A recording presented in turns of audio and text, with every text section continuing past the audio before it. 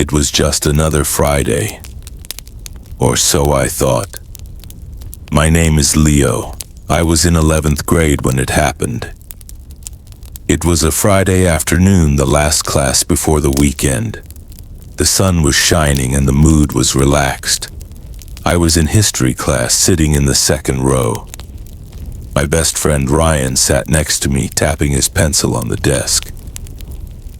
Our teacher, Mr. Benson, was usually strict.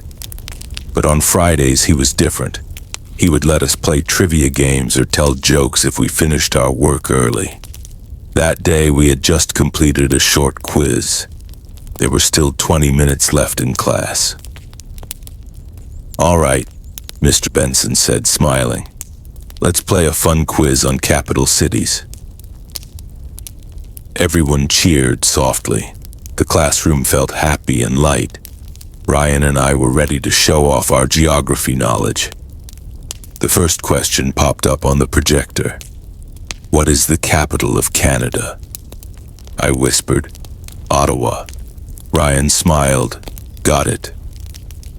Everything felt normal. But in just 5 minutes, our day would turn into something we would never forget.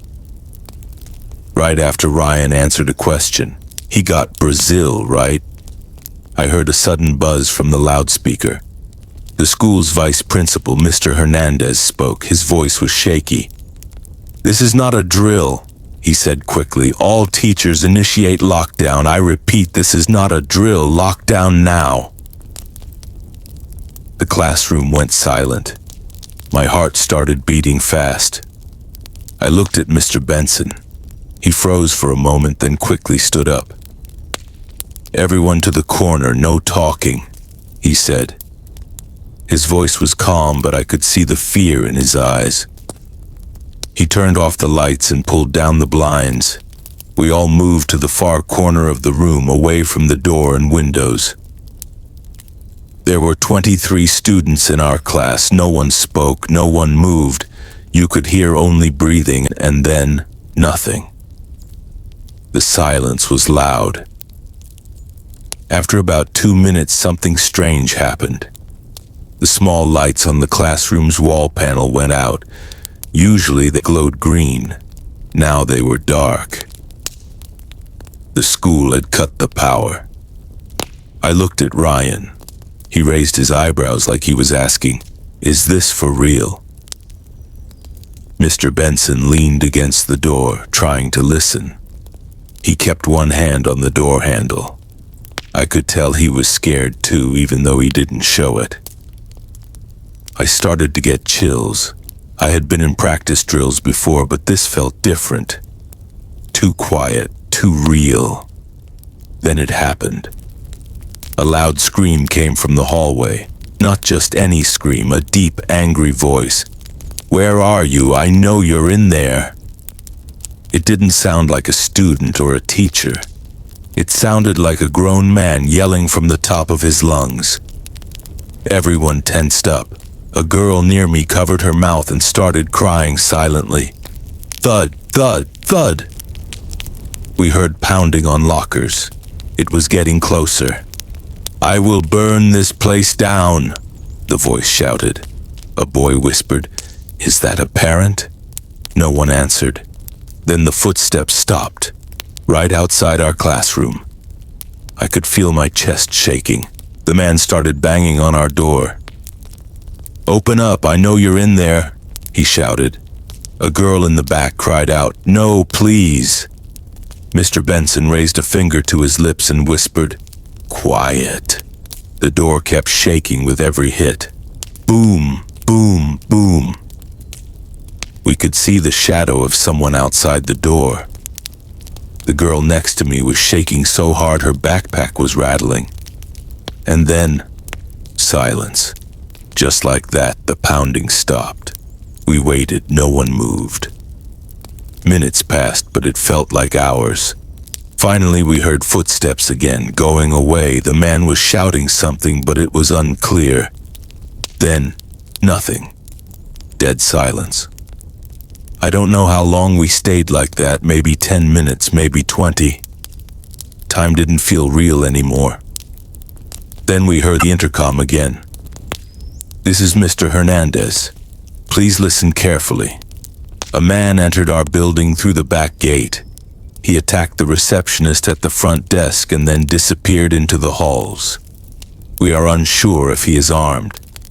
Please remain in lockdown until further notice. We didn't know what to say. We sat quietly for another 30 minutes until finally a knock came on our classroom door. This time it was Officer Rayner from the local police. Mr. Benson opened the door slowly. The officer told us the man was not caught, but a full search was underway. We were not allowed to leave school yet. We had to stay in the classroom with the door locked. Rumors started to spread fast. That evening, the news confirmed some details. A man in his 40s had broken into the school. He had attacked the front office lady, who ran outside and called 911. The man had no connection to the school. He seemed to be mentally unstable. But the most disturbing part came from a janitor who worked that night. The janitor said he found a closet open at the far end of the school near the old gym. Inside, someone had been sleeping. He saw a pillow, food wrappers, and a blanket. On the floor, he saw a metal object that looked like a weapon handle. He ran and called the police. But when officers came, no one was there. The man was gone, and to this day they don't know who he was or what he wanted. For the rest of that year, we had police at school every day. New cameras were installed, doors were changed. The school even hired a security guard. But we all changed too. We didn't laugh the same way in class anymore. Every loud noise made someone jump. Even Mr. Benson seemed quieter. I remember asking Ryan one day, "Do you think he'll ever come back?" Ryan shrugged. "I don't know," he said, "but I hope he gets help, because that man wasn't okay." It's been 3 years since that day, but I still remember it clearly. The scream, the banging, the silence, the fear. That was the day I understood something deep. Sometimes danger doesn't wear a mask. Sometimes it walks right into your school uninvited. And sometimes the scariest thing is not knowing the why. My name is Zach, and I'm 24 years old. A year ago, I got a job at my old middle school. I wasn't a teacher. I was hired as a computer assistant, someone who fixed broken computers and helped update systems. It was the easiest job I ever had. I worked mostly in the basement where the school kept its IT room, old furniture, broken projectors, wires, and boxes full of dusty books. There was one small tech office down there. It had 2 desks, a fan, a mini fridge, and shelves full of spare cables and tools. It was actually kind of cozy. Most days I worked with Alan and Steve, 2 older guys who were both friendly but quiet. Sometimes we joked, sometimes we listened to music while we worked. But one afternoon, everything changed. And now I can never go into a school basement again. It was a Wednesday, cold and cloudy. Alan and Steve had gone upstairs to fix some laptops in the teacher's lounge. I stayed in the basement alone, finishing up a few tasks. I was eating a sandwich, scrolling my phone, when my office landline rang. It was Mrs. Denton, the front office lady. Her voice was low and fast. "Zach, listen carefully. The school is on lockdown. This is not a drill. Lock the basement door and stay quiet. We think someone is inside the building." I stood up fast. "What?" "Just do it now. Stay safe." Click. I rushed to the heavy door at the top of the basement stairs. There was a small window in it, but no lock. I turned off the office lights and unplugged my computer screen. Now the office was dark. The only sound was the soft buzz of the fan and the hum of distant pipes. I pulled out my phone and texted Alan. "Where are you? What's going on?" No reply. I texted Steve too. "Call me, lockdown. What happened?" Nothing. The creaking sound. I sat in the dark, heart racing, phone in hand. Minutes passed. Then I heard it. Creak. The door at the top of the stairs slowly opened. Footsteps. Someone was coming down. One step, then another, slow and heavy. I froze. I slid under my desk. The room was dark and I held my breath. The footsteps reached the bottom of the stairs. Whoever it was paused, then began walking toward the office. Someone entered. They didn't say anything. They didn't turn on the lights. They just stood there, breathing. I stared at their boots, muddy, worn out. My phone vibrated. Bzzzt. I nearly jumped. It was a text from Alan. Some guy got in, armed, tall guy, black jacket, green hoodie. He attacked Mr. Reynolds near the front stairs. Stay hidden. The man in the office took one step closer. He was wearing a black jacket. I stopped breathing. He stood there for a second, then spoke. His voice was calm. Too calm. "Hey, it's okay. I'm just hiding too. Are you the tech guy?" I didn't answer. "I just came to pick up my nephew. A teacher said I should hide." My heart was pounding. But something felt wrong. Why would a teacher send him into the basement? The lie. He sat down on the chair across the room. "Is there a way out of here? Another door?" Still hiding under the desk, I slowly pointed toward the back exit behind the shelves. "Thanks," he said. "I might use that if things get worse." Then he laughed.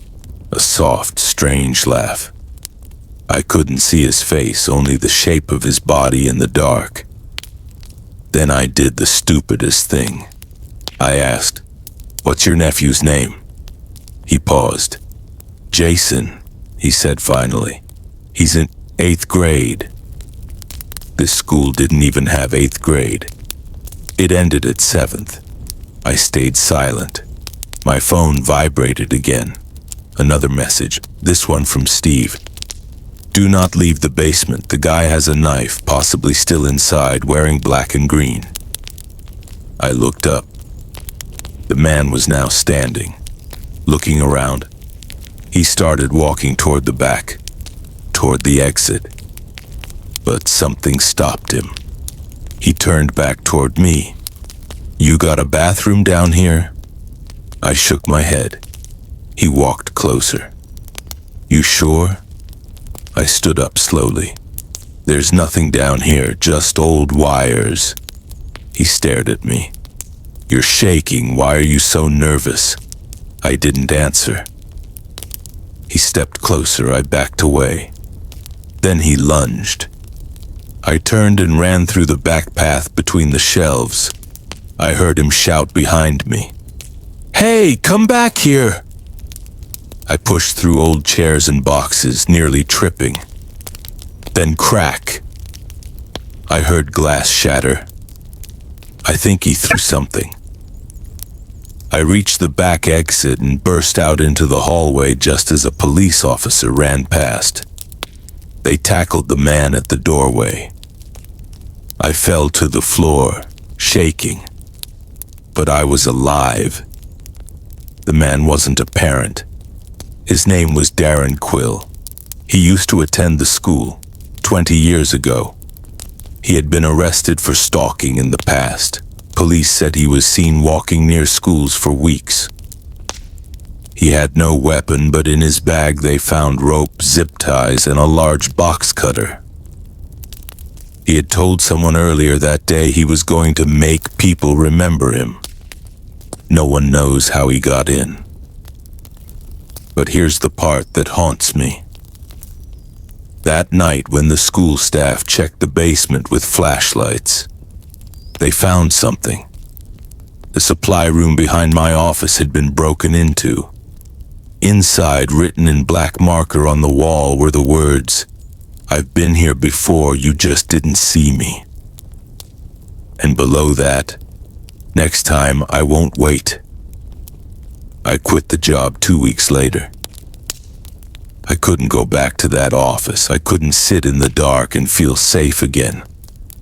But sometimes I still hear the creak of the stairs in my dreams. And sometimes when I walk past a school, I wonder if he's watching from somewhere nearby, just waiting. Some people don't come in through the front door. Some wait in the dark and walk out when no one's watching. It happened on a cold day in November. The sky was gray, the air was heavy. It was the kind of day where everything feels a little off. My name is Aiden, and I was in 7th grade at the time. At our school, we had 2 lunch periods. First lunch was for 6th and some 7th graders. Second lunch was for the rest of us in the 8th grade. That day, I had second lunch. And I'll never forget what happened when the bell rang. We were all in line at the canteen. Kids were laughing, joking, talking about homework and football. I remember clearly I had just picked up my chocolate milk and was reaching for a slice of pizza. Then, bang! A loud sound came from outside. Everyone stopped talking. The noise didn't sound like thunder, it sounded like something heavier. Then another bang, and another, then one more. 4 in total. Some kids started screaming, others looked confused. I thought it was maybe a car crash or something falling.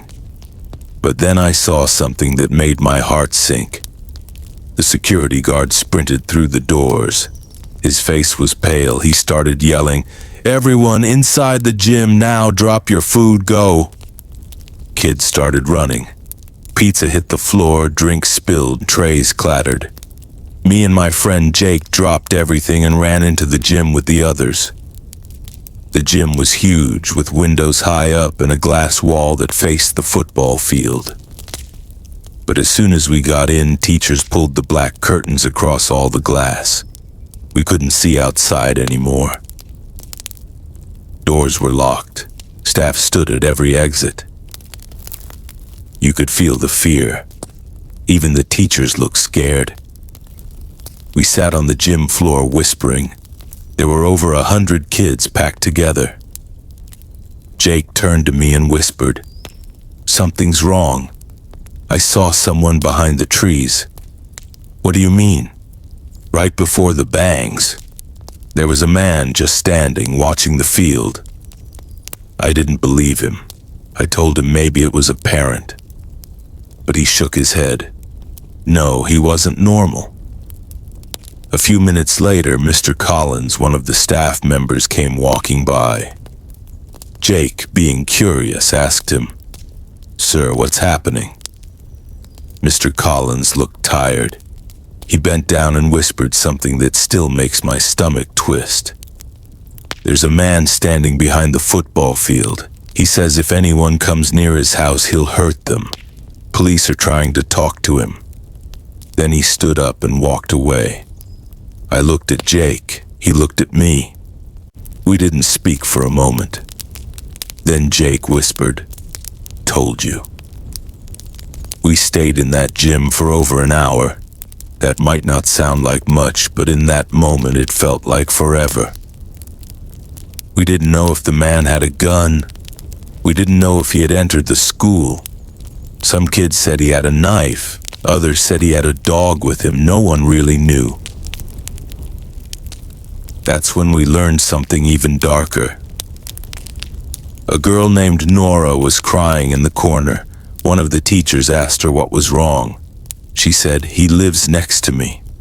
Everyone looked at her. She whispered, "He's not normal. My mom told me never to go near his house. He walks around at night with no shirt, even when it's cold. He stares at kids." Jake asked her quietly, "Did you ever see him before today?" She nodded. "Last Halloween.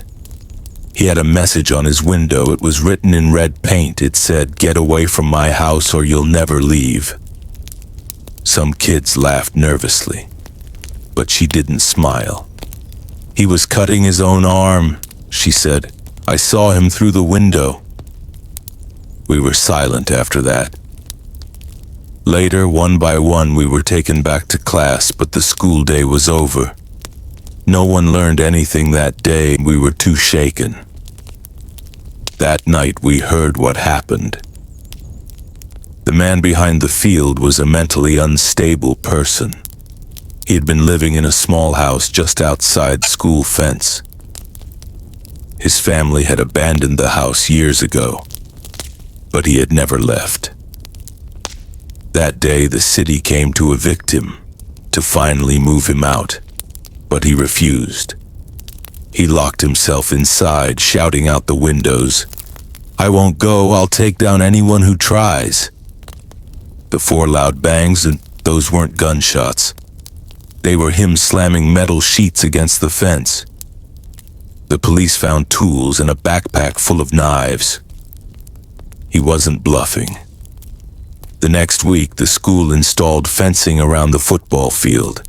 They added security cameras and posted 2 guards at the back gate. Some kids never returned. Others, like me and Jake, tried to act like everything was normal, but we knew it wasn't. Sometimes late at night, I'd think about Nora's words, about the blood, the message on the window, and what might have happened if he had stepped 1 foot closer to our school. 3 weeks later, Jake told me something that still gives me chills. He said he was walking his dog past the man's house even though police had sealed it off. And he saw something written inside the dusty window. It was just one word, in red paint, "Soon." They say the man was taken away, but no one ever saw the police car. No one ever saw him leave.